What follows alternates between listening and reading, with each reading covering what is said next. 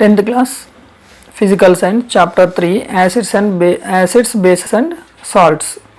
So మనం దీని మీద 2 వీడియోలు చేసుకున్నాం. ఆ 2 వీడియోల్లో ఫస్ట్ యాసిడ్స్ బేసెస్ గురించి బేసిక్ ఇన్ఫర్మేషన్ ఇచ్చిన ఫస్ట్ వీడియోలో దాని లింక్ మీకు కింద ఇస్తాను.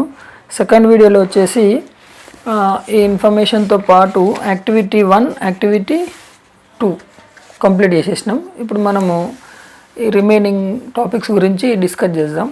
సో ఇక్కడ ఒక చిన్న హింట్ ఇచ్చండి. వై పికిల్స్ అంటే మన ఇంట్లో ఉండే చట్నీస్, నిల్వ ఉండే పచ్చడి. So why pickles and sour substances. Sour అంటే ఏంది? సోర్ టేస్ట్ ఏంది? దేనికి ఉంటుంది? యాసిడ్కి ఉంటుంది. Sour substances are not stored in brass and copper vessels. So brass వెజల్లో, కాపర్ వెజల్లో మనము ఈ సోర్ సబ్స్టాన్సెస్ని, పికిల్స్ని మనం అందులో పెట్టాం. ఎందుకంటే ఇవి ఇక్కడ బ్రాస్, కాపర్ అనేటివి మెటల్స్. ఈ మెటల్స్ సోర్ సబ్స్టాన్సెస్ కానీ ఈ పికిల్స్ కానీ అందులో పెట్టేస్తే ఇవి యాసిడ్ కాబట్టి యాసిడ్ ఈ మెటల్తోనే రియాక్ట్ అవుతుంది.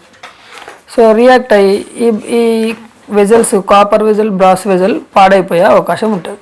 అందుకని మనం అందులో పెట్టాం. సో అది మనం దీనికి రీజన్. ఓకే, సో ఈ రీజన్ అయిపోయింది కాబట్టి ఇదే మనం ఇక్కడ టాపిక్ అనమాట. Reaction of acids and bases with metals.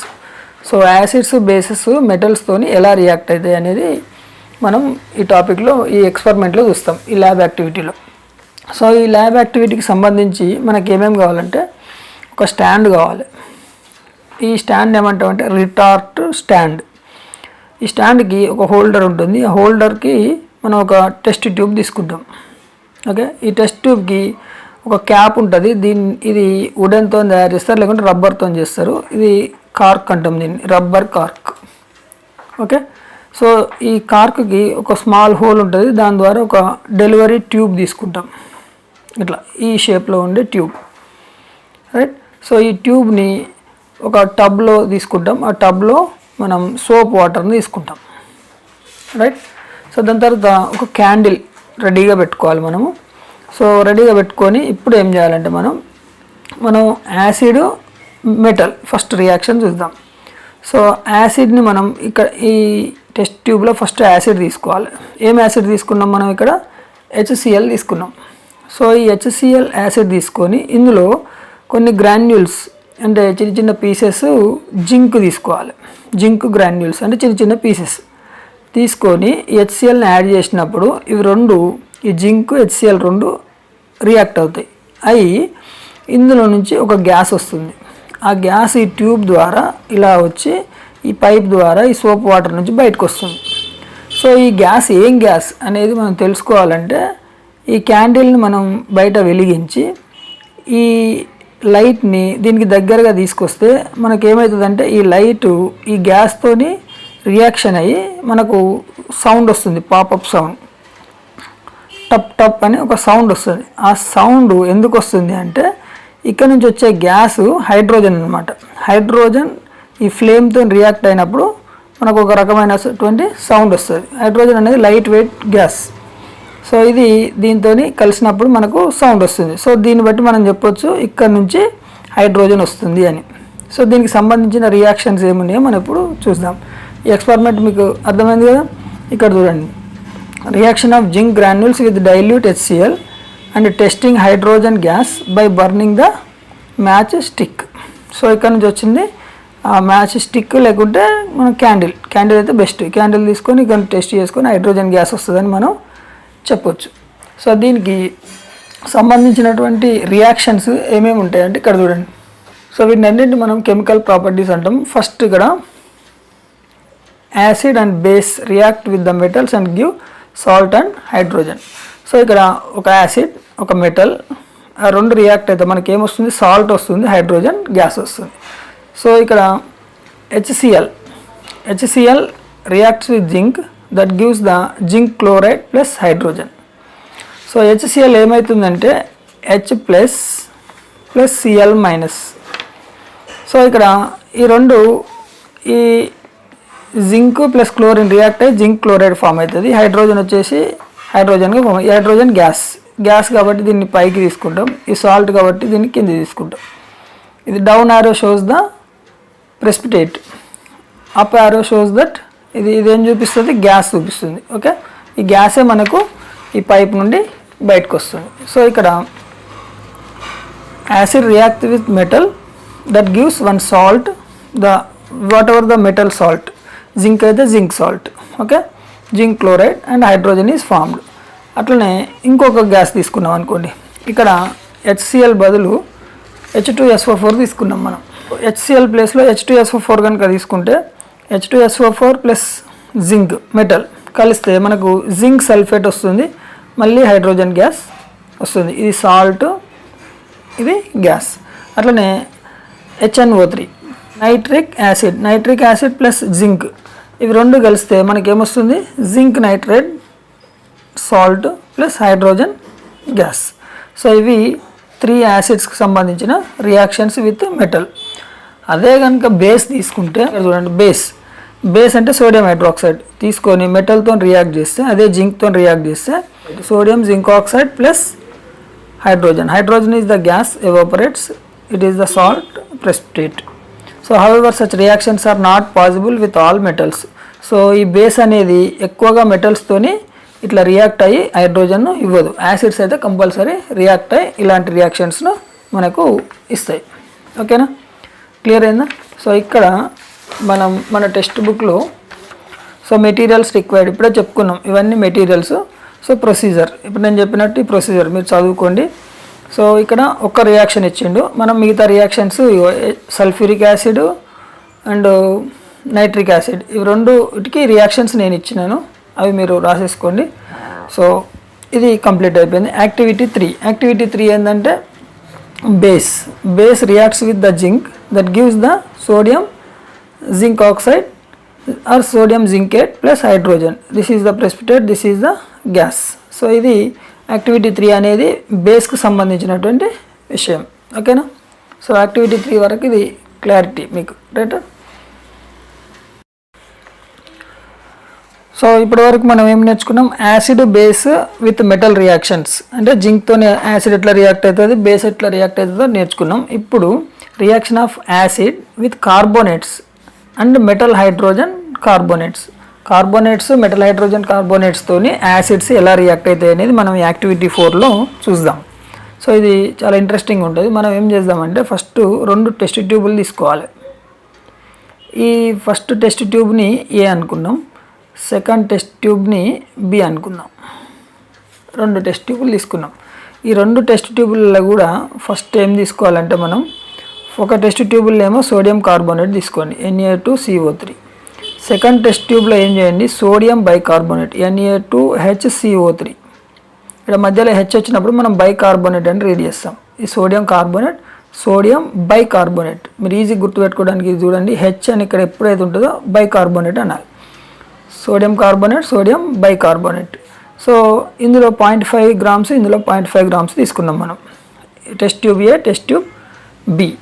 అయితే ఇది చేసినాక దీనికి ఎక్స్పెరిమెంట్ సెటప్ ఒకటి మనం తీసుకోవాలి. ఇంతకుముందు చెప్పుకున్నట్టు ఒక స్టాండ్, ఈ స్టాండ్ ఏమంటే రిటార్డ్ స్టాండ్ అంటాం.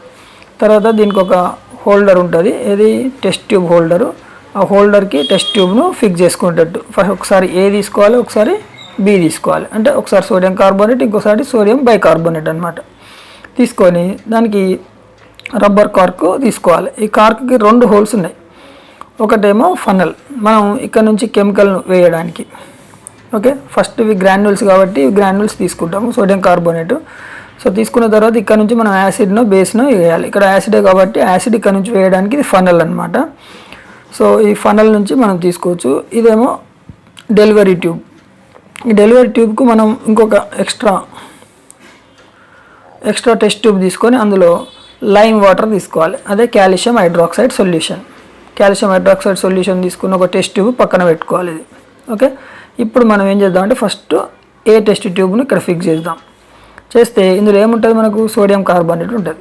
సో ఈ సోడియం కార్బోనేట్కు మనం ఏం యాడ్ చేయాలి, యాసిడ్ యాడ్ చేయాలి. యాసిడ్ అంటే మనకు ఉన్నది HCl, ఫస్ట్ డైల్యూట్ HCl ఎంత 2 ml యాడ్ చేయాలి. చేస్తే ఆ HCl ప్లస్ సోడియం కార్బోనేట్ ఇవి 2 రియాక్ట్ అయ్యి మనకి ఏమొస్తుందంటే ఇక్కడ ప్రెసిపిటేట్ వస్తుంది, sodium chloride.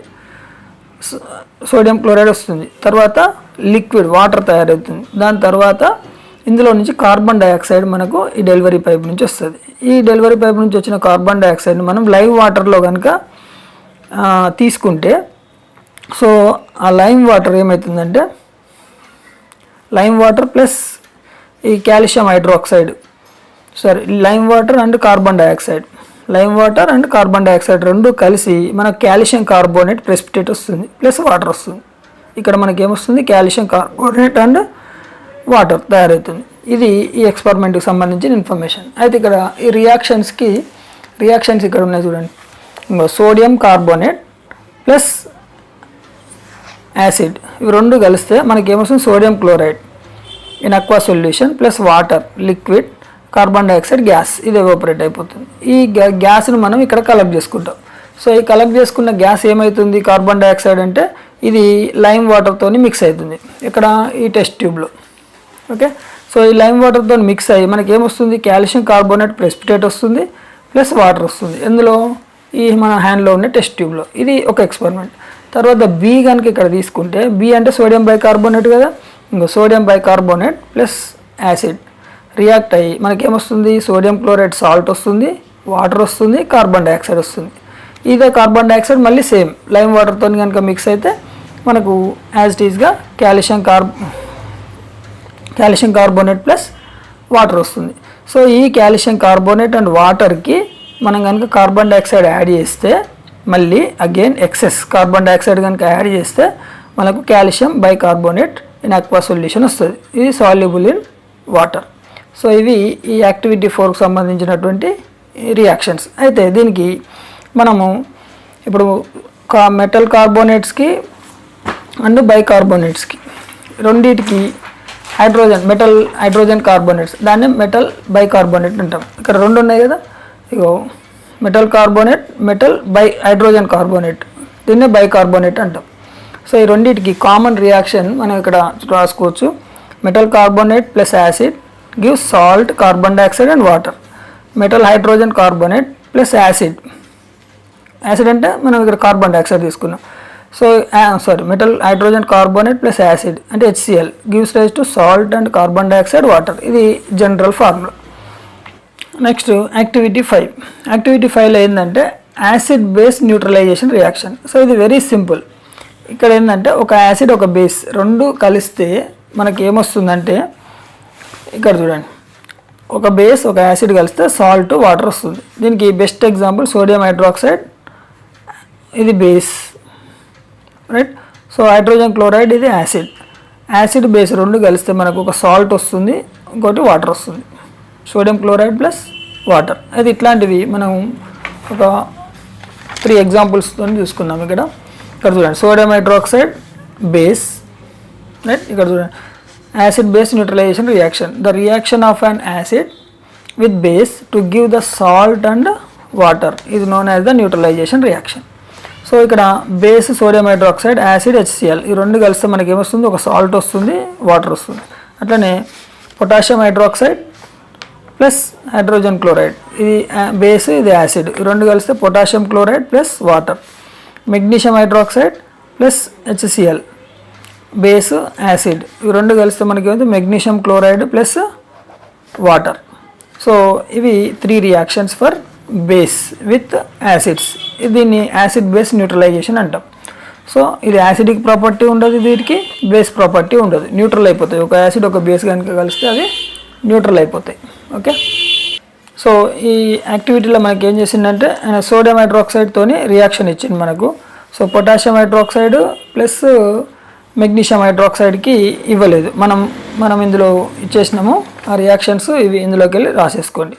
Okay, so next activity 6.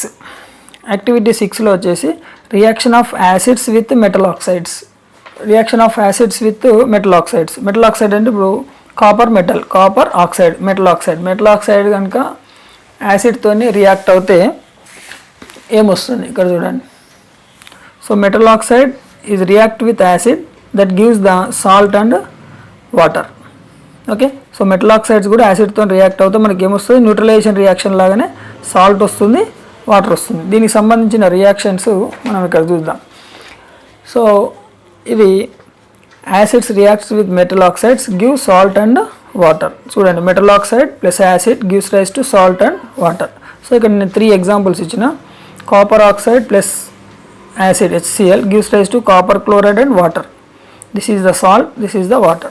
Magnesium oxide plus acid gives rise to magnesium chloride and water. This is salt and water. Sodium oxide gives sodium oxide acid, both are reactive to each other. Sodium chloride, salt and water is formed. So these 3 are the metal oxides. Then there are the reaction of base with non-metal oxides. So base non-metal oxides తోని ఎలా react అవుతుందో మనం ఇక్కడ చూద్దాం. So ఇక్కడ చూడండి, base react with non metal oxides give salt and water. ఇది కూడా base react with non metal oxide give salt and water. So when base react with non metal oxide both neutralise each other resulting production of salt and water similar to this acids. Example, sodium hydroxide gives sodium carbonate and water when it reacts with the carbon dioxide. So calcium hydroxide gives calcium carbonate and water when reacts with the carbon dioxide. Then reactions ikkada chudandi, sodium hydroxide is the base, reacts with carbon dioxide. Okay, so gives the sodium carbonate and water. This is the salt and this is water.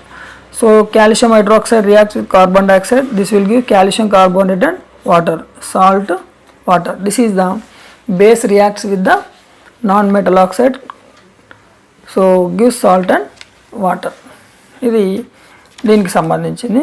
So ఇందులో కంక్లూజన్లో what do acids have the common అని అడిగిండు. ఇక్కడ acids common ఏం చేస్తుందంటే, దేంతోని acid react అయినా it will produce the hydrogen. So hydrogen ions ఎందులోనైతే ఉంటాయో అవన్నీ యాసిడ్స్ అని ఇక్కడ మనకు మెయిన్గా కామన్ ప్రాపర్టీస్లో చెప్తాము. సో హైడ్రోజన్ ఎక్కువగా అన్ని యాసిడ్స్లో హైడ్రోజన్ వస్తుంది, బేస్ అయితేనే హైడ్రోక్సిల్ వస్తుంది. ఓకే, సో అది కామన్ ప్రాపర్టీ. యాక్టివిటీ 7లో ఏంటంటే మనము acids,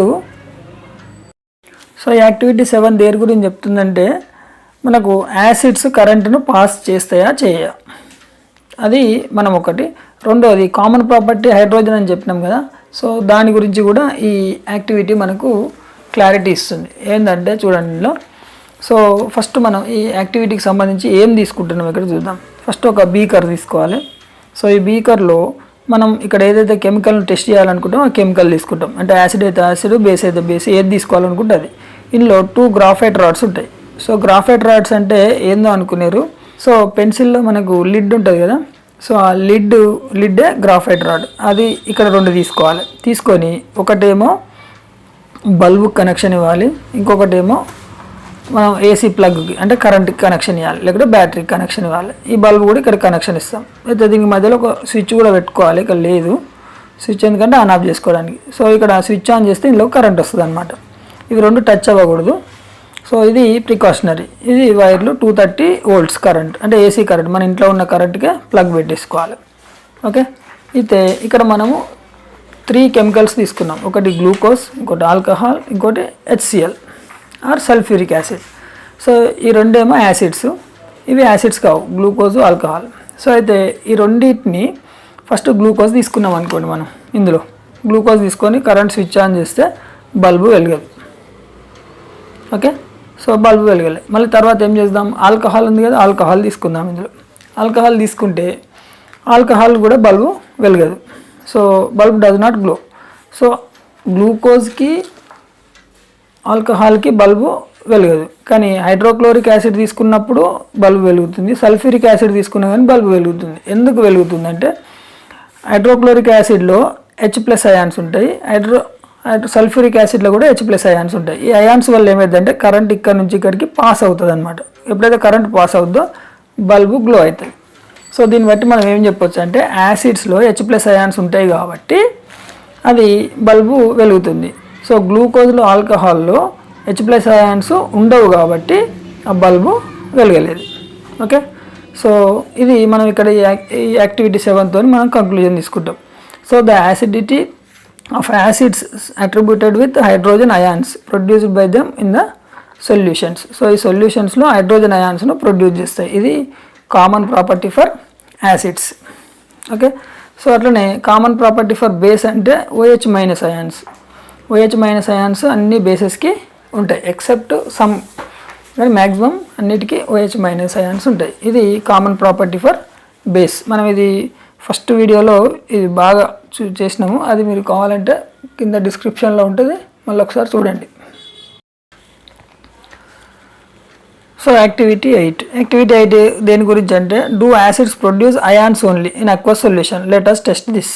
so acids only aqua solution, aqua అంటే వాటర్లో మాత్రమే అయాన్స్ను ప్రొడ్యూస్ చేస్తాయి, మిగతా దగ్గర ప్రొడ్యూస్ చేయవనే దానికి ఇది ఎక్స్పెరిమెంట్. ఇది ఇక్కడ చూడండి, ఒక టెస్ట్ ట్యూబ్లో సోడియం క్లోరైడ్ తీసేసుకొని దానికి సల్ఫ్యూరిక్ యాసిడ్ కనుక యాడ్ చేస్తే, sodium chloride sulphuric acid add చేస్తే మనకు HCl గ్యాస్ ఎవాల్వ్ అవుతుంది. లిక్విడ్ కాదు, ఇది గ్యాస్ ఎవాల్వ్ అవుతుంది. ఇది సాలిడ్ సోడియం సల్ఫేట్. సో ఇది ప్రెసిపిటేట్ కింద ఫామ్ అవుతుంది, గ్యాస్ వస్తుంది. ఆ గ్యాస్కు కనుక మనము లిట్మస్ పేపర్ని, బ్లూ లిట్మస్ పేపర్ని పెడితే, డ్రై లిట్మస్ పేపర్ని కనుక పెడితే అది కలర్ చేంజ్ అవ్వదు. అంటే దాన్ని బట్టి ఏమైతే తెలుస్తుంది మనకు HCl అనేది యాసిడ్ కాదు అని తెలుస్తుంది. ఇదే HClను లిక్విడ్తో కనుక అంటే వాటర్తో కనుక మనం మిక్స్ చేసి చూస్తే అది లిట్మస్ పేపర్ చేంజ్ అవుతుంది, కలర్ చేంజ్ అవుతుంది. అంటే అక్వా సొల్యూషన్లో HCl యాసిడ్ లాగా పనిచేస్తుంది. అదే వాటర్ లేకుండా కనుక అంటే HCl యాసిడ్ లాగా పని చేయట్లేదు. అంటే compulsory the acids should produce ions in the aqueous solution. అది మనకి యాక్టివిటీ ద్వారా తెలుస్తుంది. అది మనకి ఇక్కడ ల్యాబొరేటరీ టెస్ట్ గురించి చూపించిండు ఎట్లా చేయాలనేది. సోడియం క్లోరైడ్ తీసుకొని దీనికి ఇక్కడ నుంచి సల్ఫ్యూరిక్ యాసిడ్ కానీ లేకుంటే HCl కానీ యాడ్ చేయాలి. చేసినప్పుడు ఇక్కడ నుంచి గ్యాస్ ఇట్లా వస్తుంది చూడండి. చేస్తే ఇట్లా లిట్మస్ పేపర్ పెడితే ఇది కలర్ చేంజ్ అయితేనేమో యాసిడ్, చేంజ్ కాకపోతే యాసిడ్ కాదు. Okay, next dissociation of HCl in the water. So HCl వాటర్లో మిక్స్ అయినప్పుడు ఇదేమైతే హైడ్రోనియం అయాన్ ప్లస్ క్లోరిన్గా ఫామ్ అవుతుంది. దీన్ని హైడ్రోనియం అయాన్ అంటాం. H3O plus Cl minus H3O+ లాగానే మనకు ఎక్కువ బయటకు వస్తుంది. దీన్నే మనం H+ అయాన్స్ అని వాడుకుంటాము. సో ఇక్కడ H+ అయాన్ ప్లస్ H2O ఇవి రెండు కలిస్తే ఏమైతే హైడ్రోనియం అయాన్గా ఫామ్ అవుతుంది. సో అట్లనే సోడియం హైడ్రాక్సైడ్ ఉంది, ఇది వాటర్తో కలిసి డిసోసియేషన్ అయితే ఏమవుతుంది Na+ OH- in aqua solution వస్తుంది కాబట్టి ఇది బేస్. పొటాషియం హైడ్రాక్సైడ్ వాటర్తో కలిస్తే ఏమవుతుంది K+ OH-.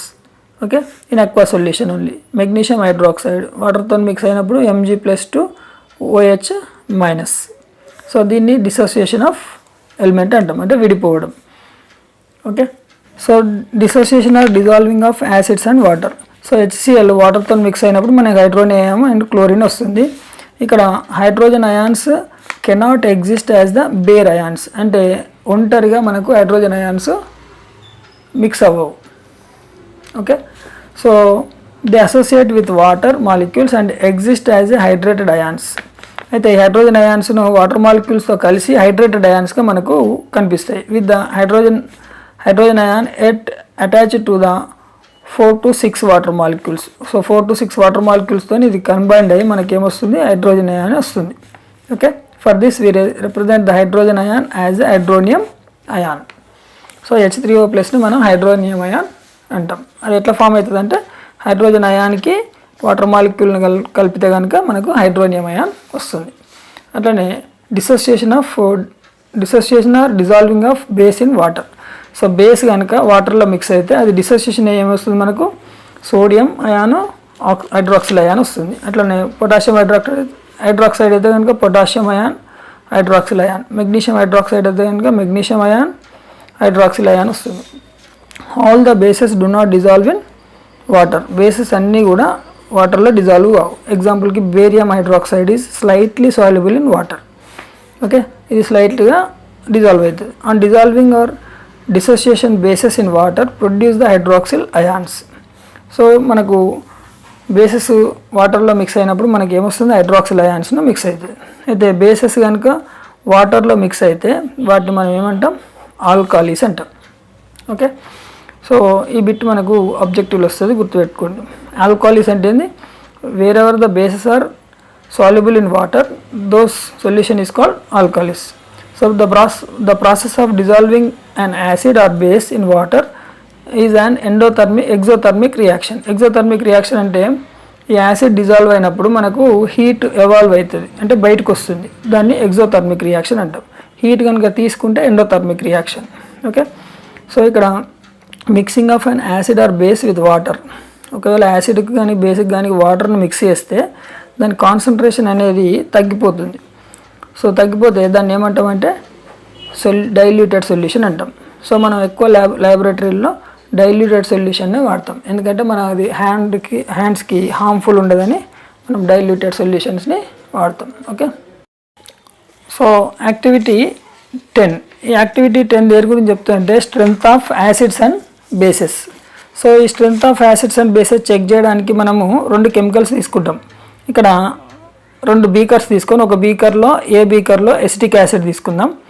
సో ఏ బీకర్లో ఏం తీసుకుందాం, acetic acid CH3COOH, right. So B బీకర్లో వచ్చేసి HCl తీసుకుందాం, రైట్. తీసుకొని సేమ్ సెటప్ యాక్టివిటీ 7లో ఉన్న సెటప్. యాక్టివిటీ 7లో ఏం సెటప్ ఉంది, ఇక్కడ చూడండి, ఇది సెటప్. సో ఈ సెటప్ తీసుకొని ఇందులో ఫస్ట్ ఏం తీసుకోవాలి మనము, ఫస్ట్ ఏ బీకర్లో ఎసిటిక్ యాసిడ్ అన్నాం అంటే CH3COOH తీసుకుందాం ఫస్ట్. తర్వాత ఇంకో బీకర్లో ఏం తీసుకోవాలి, బీ బీకర్లో HCl తీసుకోవాలి, రైట్. తీసుకొని ఫస్ట్ తీసుకున్నప్పుడు మనము కరెంట్ పాజ్ చేస్తే, ఏది ఎసిటిక్ యాసిడ్ కనుక పాజ్ చేస్తే ఈ లైటు డిమ్ వస్తుంది కానీ జస్ట్ వెలిగినట్టు వెలుగుతుంది. అదే HCl తీసుకున్నాం అనుకోండి, ఇక్కడ ఇది బ్రైట్గా వస్తుంది. సో ఇక్కడ బ్రైట్నెస్ ఎక్కువ ఉంటుంది, ఇక్కడ బ్రైట్నెస్ తక్కువ ఉంటుంది. కారణం ఏంటంటే ఇది వీక్ యాసిడ్, ఇది స్ట్రాంగ్ యాసిడ్. ఓకే, ఇది స్ట్రాంగ్ యాసిడ్, ఇది వీక్ యాసిడ్. అయితే దీనికి ఇది ఒక టెస్ట్. అయితే ఇంత టెస్ట్ చేయాలంటే అవసరం లేదు. ఇక్కడ చూడండి, HClకి H+Cl-. Okay, so CH3COOHకి H+CH3COO-. ఇవి ఇక్కడ ఇది హైడ్రోజన్ అయాన్ ఇస్తుంది, ఇది కూడా హైడ్రోజన్ అయాన్ ఇస్తుంది. ఇవి 2 ఈక్వల్గా కనబడుతున్నప్పటికీ ఈ రెండింటికి కంపేర్ చేయండి. సో ఇది బేస్ ప్రాపర్టీ, ఇది యాసిడ్ ప్రాపర్టీ. ఇవి 2 ఈక్వల్గా ఉన్నాయి కాబట్టి ఇక్కడ దీనికి కంపేర్ చేస్తే ఇది more number of hydrogen ions ఉన్నట్టు. ఈ రెండింటికి కంపేర్ చేయండి, ఇక్కడ ఎక్కువ బేసిక్ ప్రాపర్టీ ఉంది, ఇది తక్కువ బేసిక్ ప్రాపర్టీ ఉంది, అంటే ఇది less number of hydrogen ions. Less number of hydrogen ions అయితే ఏదైతే అక్వా సొల్యూషన్లో ఇస్తుందో దాన్ని వీక్ యాసిడ్ అంటాం. ఏదైతే ఎక్కువ హైడ్రోజన్ అయాన్స్ ఇస్తుందో అక్వా సొల్యూషన్లో దాన్ని ఏమంటాం, స్ట్రాంగ్ యాసిడ్ అంటాం. Which will give more hydrogen ions in aqua solution, that is called strong acid. Which will give less number of hydrogen ions in aqua solution, that is called weak acid. అట్లా కూడా మనం డెఫినేషన్ని define చేయొచ్చు. So అయితే ఇక్కడ activity 10లో వచ్చేసి మనకు strong acid, strong base ఆ ఎక్స్పెరిమెంట్తోని మనం కనుక్కోవచ్చు. ఆ లైట్ బ్రైట్ వస్తేనేమో స్ట్రాంగ్ యాసిడ్, లైట్ బ్రైట్ రాకుంటేనేమో weak acid. Okay, so next వీడియోలో pH స్కేల్ దీనికి సంబంధించి నేర్చుకుందాం. ఇక మిగతా లెసన్ మొత్తం కంప్లీట్ చేసేస్తా నెక్స్ట్ వీడియోలో. సో ఈ వీడియోని మీరు బాగా చూసుకోండి. ఒకసారి బేసిక్ వీడియోను చూసుకొని ఈ వీడియో చూస్తే మీకు మంచిగా అర్థమవుతుంది. తర్వాత మిగతా లెసన్ కంప్లీట్ చేసేద్దాం. ఓకే.